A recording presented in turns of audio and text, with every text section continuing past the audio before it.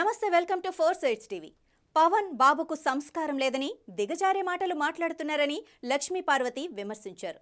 బాబు సమర్థుడైతే గత ఎన్నికల్లో ఎందుకు 23 సీట్లకు పరిమితమయ్యారని ఆమె ప్రశ్నించారు. నీ తల్లిని కూడా టీడీపీ విమర్శించింది, అయినా పవన్ మర్చిపోయారని ఆమె అన్నారు. జగన్ గురించి ఉన్మాదంలా మాట్లాడుతున్న పవన్ కంటే సైకో ఎవరైనా ఉన్నారా అన్నారు. విద్య వైద్య రంగాలను అత్యున్నత స్థాయికి తీసుకువెళ్లిన ఏకైక వ్యక్తి సీఎం జగన్ అని లక్ష్మీ పార్వతి శ్లాఘించారు. అనేది అందరికీ తెలుసు. ఎందుకంటే ఏ పార్టీ అయితే ఆ కుటుంబాన్ని అన్యాయం చేసిందో, ఏ పార్టీ వాళ్ళ అన్నం జైలు పంపిందో, ఏ పార్టీ వాళ్ళ తండ్రిని పేరుని FIRలో చేర్చిందో అదే పార్టీ తరఫున పైగా ఆమె తెలంగాణలో ఉంటానని చెప్పి మళ్ళీ ఇక్కడికి రాబడిందో, ఇదంతా చంద్రబాబు స్క్రిప్ట్ అనేది ప్రతి ఒక్కరికి తెలుసు. ఈ రోజు వీళ్ళు సునీత కానీ లేకపోతే షర్మిల కానీ వీళ్ళిద్దరూ ఏం మాట్లాడినా, లేకపోతే పవన్ కళ్యాణ్ కానీ మొత్తం చంద్రబాబు జేబులో నుంచే మాట్లాడుతూ ఉన్నారు వీళ్ళు. అందువల్ల ఇక వీళ్ళకి ప్రజలు ఇప్పుడు పట్టించుకోవడం మానేశారు. ఎందుకంటే ఈ విధమైన వ్యక్తిగత ద్వేషాలతోనూ కక్షలతోనూ ప్రతి కుటుంబంలో కూడా ఒక చంద్రబాబు లాగా తయారైతే ఏం చెప్పగలం? మా కుటుంబంలో చంద్రబాబు అయ్యి సొంత మామకే వెన్నుపోటు పొడిచారు. ఈ రోజు చెల్లెల రూపంలో మరో చంద్రబాబు వచ్చాడని మేము అనుకుంటా ఉన్నాము. అందువల్ల ప్రతి కుటుంబంలో కూడా ఇలా తయారైతే అది వాళ్ళ నాయకులు తప్ప కాదు కదా. అంత మంచి పనులు చేసిన NTR గారు తప్ప ఆయన వెన్నుపోటు పొడవడం, అదేవిధంగా జగన్మోహన్ రెడ్డి గారు రాష్ట్రాన్ని ఇంత ముందుకు తీసుకుపోవడం ఆయన చేసిన తప్ప. ఎందుకు వీళ్ళందరూ ఈ విధంగా వచ్చి అతని మీద విరుచుపడతారు? ఎందుకు వీళ్ళ ఈర్ష్యని ద్వేషాన్ని ఆయన మీద అంత చూపిస్తారు? అంటే ఎవరి చేతుల్లో మీరు కీలుబొమ్మలుగా మారిపోయారు, మీ వ్యక్తిత్వాలను తాకట్టు పెట్టుకున్నారు. అంత మంచి కుటుంబాల్లో పుట్టినటువంటి మీరు పవన్ కళ్యాణ్ కానీ లేకపోతే షర్మిల కానీ సునీత కానీ మంచి కుటుంబాల్లో పుట్టినటువంటి మీరు ఈ విధంగా ఒక దగుల్బాజీ చేతుల్లో కీలుబొమ్మలుగా మారిపోతారా? ఇంతకంటే దురదృష్టం ఉందా మీకు? ఇప్పుడు కాదు, వచ్చే ఎలక్షన్స్ తర్వాత ఏంటనేది మీకు కూడా క్లియర్గా అర్థమవుతుంది పిక్చరు. ప్రజలు మొత్తం కూడా జగన్మోహన్ రెడ్డి గారు వెంటే ఉన్నారు. ఇది మాత్రం మీరు మర్చిపోవద్దు. నేను ఇప్పుడు కాదు కదా, అదొక టూరింగ్ ప్లేస్. గతంలోనే బిల్డింగ్స్ ఉన్నాయి, మీకు తెలుసు కదా, ఇక్కడ ఉన్న వాళ్ళేగా మీరంతా కూడా. గతంలోనే దాని మీద బిల్డింగ్స్ లేవా? అట్లాగే ఇప్పుడు కూడా బిల్డింగ్ కట్టారు, కానీ దాన్ని దీనికోసం అనుకో టూరిజం ప్లేస్ కోసమే కట్టినట్టున్నారు. అట్లాగే ఉందా? సరే, ఇక ఆరోపణ చేయాలని ప్రతి ఏదో కోడిగుడ్డు మీద ఏకలు వేయడం అంటారే, ఒక్క మంచి గురించి వీళ్ళు మాట్లాడి ఇదిగో ఇక్కడ అమ్మ ఒడిచ్చే దాంట్లో ఈ లోపం జరుగుతూ ఉంది అని చెప్తే నిజంగా దాన్ని ఒక సద్విమర్శగా మనం తీసుకోవడానికి అవకాశం ఉంటుంది. అలాగే ఫీజు రీఎంబర్స్మెంట్లో ఇలా జరుగుతున్నాయి, ఎక్కడో చోట అవకతవకలు ఉన్నాయి, లేదా కొంతమందికి అందట్లేదు అని అంటే దాన్ని సద్విమర్శగా తీసుకోవడానికి అవకాశం ఉంది. అలా కాకుండా చేసే మంచి పనులు ఒక్కటి కూడా మాట్లాడకుండా, ఒక్కటి కూడా మాట్లాడకుండా సేమ్ పచ్చ మీడియా ఆ స్క్రిప్ట్ ఏదైతే ఉందో అదే వీళ్ళిద్దరు మాట్లాడుతున్నారంటే అర్థం కావట్లేదు ఈ వీళ్ళ వెనక ఎవరు నడిపిస్తున్నారని. చెత్త మీటింగు, ఇంత అసభ్యమైనటువంటి మీటింగు ఎప్పుడూ చూడలేదు మేము. పవన్ కళ్యాణ్ ఎంత దిగజారుడు మనిషి అనేది మాకు కూడా మొదటిసారిగా అర్థమైంది. ఎందుకంటే మా ఇంట్లో కూడా ఉన్నాడు ఇలాంటి పిచ్చి పిచ్చి మాటలు మాట్లాడేవాడు బాలకృష్ణ. సేమ్ అదే వాటిలో వీడు నడుస్తున్నాడు అనిపించింది. ఇద్దరు సినిమా వాళ్ళు కనుక మేము ఏదైనా మాట్లాడవచ్చు అనుకుంటే, ఎందుకంటే జగన్ అనేవాడు అందరికి, నేను ఎప్పుడో చెప్పాను, నా వల్ల కాలేదు ఈ చంద్రబాబుని ఎదిరించడానికి, మా ఆయన కూడా నిస్సహాయుడై చనిపోయాడు. అందువల్ల ఈరోజు నిజం చెప్పాలంటే అతన్ని భయంతో పరిగెత్తేట్టు చేస్తూ నిద్ర లేకుండా చేస్తుంది ఒక్క జగన్మోహన్ రెడ్డి చంద్రబాబుని. నిజమైన ముగ్గుడు చంద్రబాబుకి జగన్మోహన్ రెడ్డి అని చెప్పి ఎప్పుడో సభలో చెప్పాను. ఈ రోజు చెప్తున్నా, వస్తే నీకు కూడా అతనే మొగుడవుతాడు తప్ప పెళ్ళంగా మాత్రం రాడని గుర్తు. అయిపోయింది నీ పరిస్థితి, అయిపోయి నువ్వు 24 సీట్లే ఎక్కువ అనుకుంటూ పాపం సంబరపడిపోతున్నావంటే ఇది జగన్, ఇది గొప్పతనం అని చెప్పి అర్థం చేసుకో. అంతేగాని పిచ్చి పిచ్చి మాటలు మాట్లాడుతూ నిన్ను నువ్వే తక్కువ చేసుకొని రకరకాల మాటలు అనిపించుకోవటానికి మాత్రం ఆస్కారం ఇవ్వబాకు పవన్ కళ్యాణ్. నీ కళ్ళు తెరుచుకోవు. ఎవరు ఎంత చెప్పినా కూడా నీకు బుద్ధి జ్ఞానం అనేది లేదు. అది పూర్తిగా మేము మొన్ననే వ్యూహం దానికి వెళ్ళాము, మేము ఆ ప్రీవ్యూకి వెళ్ళాను.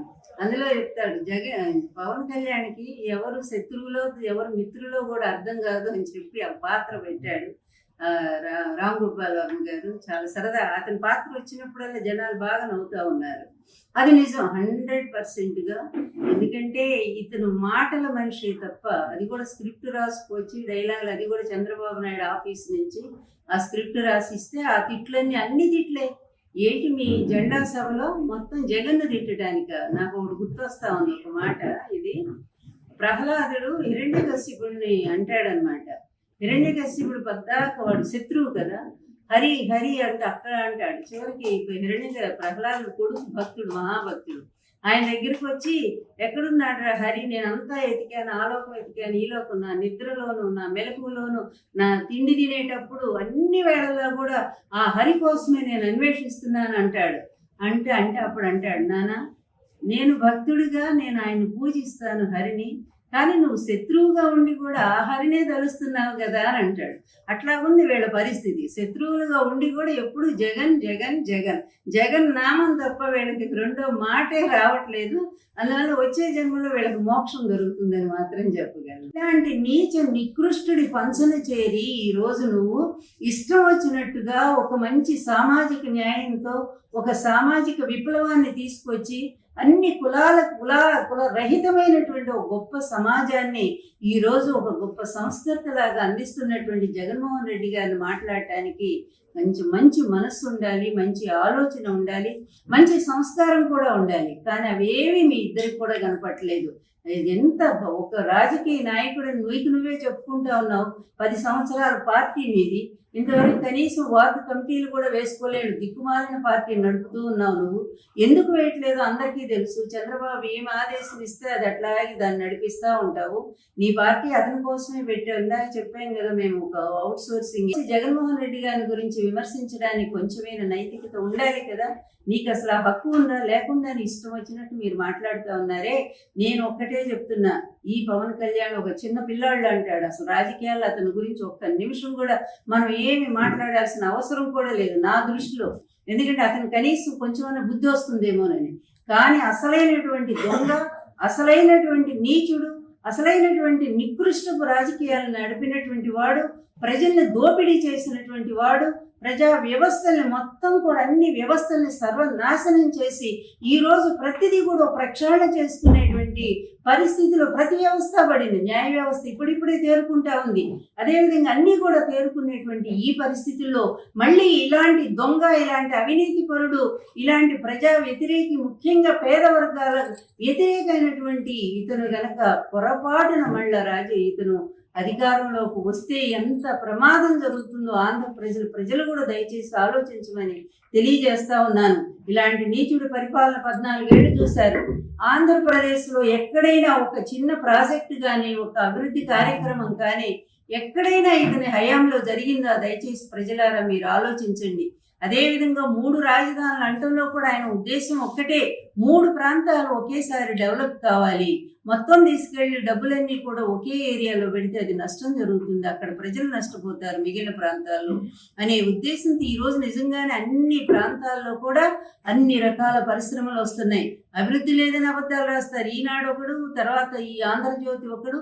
మా టైంలో ఏ విధంగా ఎన్టీఆర్ ప్రభుత్వాన్ని దించడానికి చంద్రబాబుకు సహకరించారో ఈ రోజు కూడా అదే మీడియా మళ్ళీ చంద్రబాబుకి ఎక్కించడం కోసం జగన్మోహన్ రెడ్డి మీద ఇష్టం వచ్చినట్టుగా పిచ్చి పిచ్చి వార్తలు, అబద్ధాలు రాస్తూనే ఉన్నారు. ఈ అబద్ధాల మీడియాని, ఈ అబద్ధాల చక్రవర్తి చంద్రబాబుని, ఈ అవినీతి చక్రవర్తిని ప్రజలు ఎన్నాళ్ళు భరించాలి? ఒక్క మంచి చేయలేని వ్యక్తి, ఇంకొక వైపు జగన్మోహన్ రెడ్డి గారు ఎన్నో మంచి పనులు చేసుకుంటూ కరోనా లాంటి టైంలో లూటీ చేశాడు కదా. 14 సంవత్సరాలు ముఖ్యమంత్రిగా చేసి మొత్తం లూటీ చేసి 2 ఎకరాల పెద్ద మనిషి ఈరోజు 6 లక్షల కోట్లకి ఎగబాకాడే. ఇదంతా అవినీతి కదా? నీ కళ్ళకు కనపట్లేదా? అందులో నీకు ఎంత షేర్ చేస్తున్నాడో మాకు తెలియదు దాని గురించి, ఎందుకంటే ఇవన్నీ చాటుమాట వ్యవహారాలు కనుక. కానీ పబ్లిక్ గా ఈరోజు కేసులు బట్టబయలు చేస్తా ఉన్నాయి కదా. అతని అవినీతి మీద 18 కేసులు స్టేలు తెచ్చుకుని బయటకు వచ్చాడు కదా. అందులో నేనేసిన కేసు కూడా ఉంది కదా. ఇన్ని ప్రత్యక్షంగా ఉన్నా కూడా నువ్వు నమ్మవా అతని గురించి? అంటే నువ్వు అతని చేతిలో ఎలా బందీ అయిపోయావో, ఎలా చిక్కిపోయావో అనేది చాలా స్పష్టంగా అర్థమవుతుంది. అది ఏ బలహీనత, లేకపోతే ఏ విధంగా నువ్వు అతని చేతిలో చిక్కావు అనేది కొద్ది రోజులు అది కూడా బయటకు వస్తుంది. కానీ నువ్వు చిక్కి వాడు అతని చేతిలో నువ్వు ఈ రోజు కాపు జాతిని అవమానం చేస్తున్నావు. ఇది మాత్రం ఎవరు క్షమించరానటువంటి విషయం. నీ బలహీనతని జాతి మొత్తానికి ఎలా ఆపాదిస్తావు? ఏమి 24 సీట్లు తీసుకుని నువ్వేదో పెద్ద గొప్పగా భావిస్తూ అతను మనకి ఇచ్చాడు కాబట్టి మనం నిలబడ్డామంటే పక్కనుండి ప్రతి ఒక్కడు కూడా పార్టీ పెట్టిందే ధైర్యంగా పోరాడతాడు. జగన్మోహన్ రెడ్డి గారు ఎప్పుడు పెట్టారు పార్టీ? 2011లో పెట్టారు. 2014 ఎలక్షన్స్, అందులో 16 నెలలు అయిపోయి జైల్లో పెట్టారు. జైల్లో పెట్టినా కూడా వచ్చి నిలబడి జైలు నుంచి వచ్చి కూడా ధైర్యంగా పోరాడలేదా? 175 సీట్లు పోటీ పెట్టలేదా? నీలాగా 5 సీట్లు 10 సీట్లు అనుకుంటూ ఎవరిని అడుక్కోలేదే, ఎవరి పొత్తుల కోసం ఆయన వేచి చూడలేదే. ఆయనంతటా ఆయన ధైర్యంగా నిలబడ్డాడు. 175 సీట్లు పోటీ పెట్టాడు.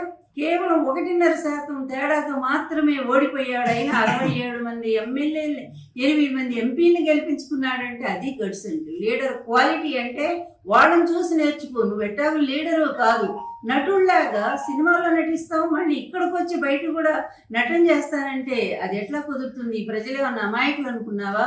ఆత్మాభిమానం ఉండే కాపు జాతి నిన్ను ఎప్పుడో బహిష్కరించింది. నువ్వు చంద్రబాబు నాయుడు తాకట్టు పోయావనేది ఈ జాతికి ఎప్పుడో అర్థమైపోయింది. అందుకని నీ సభలకు కూడా జనాలు కరువైనటువంటి పరిస్థితి.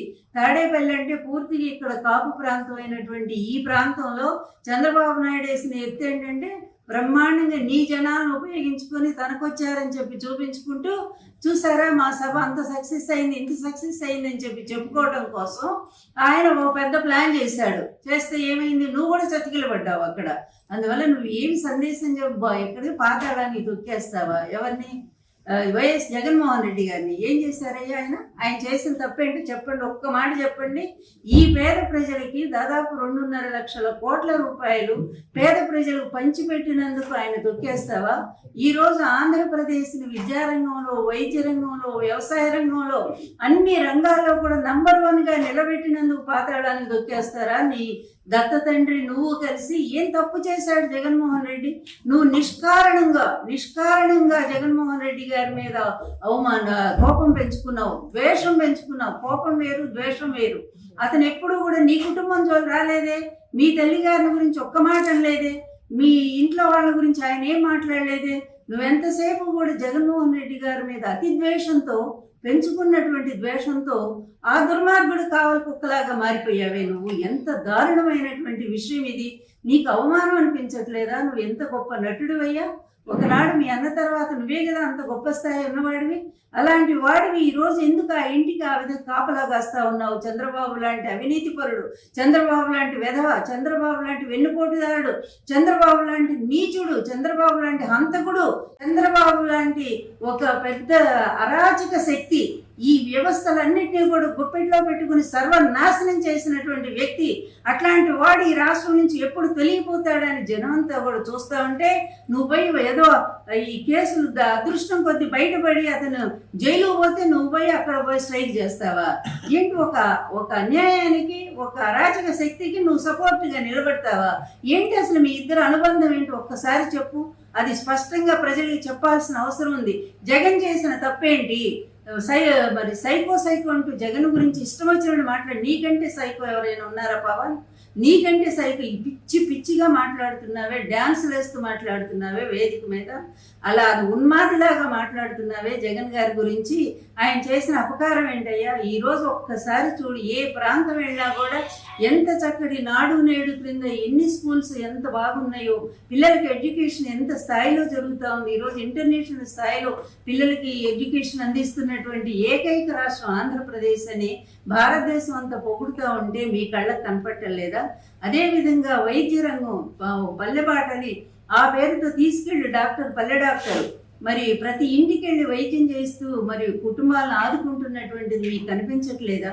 అదేవిధంగా మిగిలిన అమ్మఒడింటి ఎన్ని పథకాలు మాకే లిస్టు గుర్తులేనన్ని పథకాలు ఇస్తే ప్రతి ఒక్కళ్ళని కూడా ఈ రాష్ట్రంలో దాదాపు 5 కోట్ల పైన ప్రజలు ఉంటే దాదాపు 4 కోట్ల మంది లబ్ధిదారులుగా 35 లక్షల ఇళ్ళు ఇచ్చి, ఇళ్ళు అనేటువంటి లేని వాళ్ళు ఎంతోమంది ఎన్నో రకాల బాధలు పడుతున్నటువంటి వాళ్ళందరికీ కూడా ఇళ్ళు ఇచ్చి కాపాడినటువంటి మహానుభావుని మీ ఇష్టమైన భాషలో మీరు తింటారా?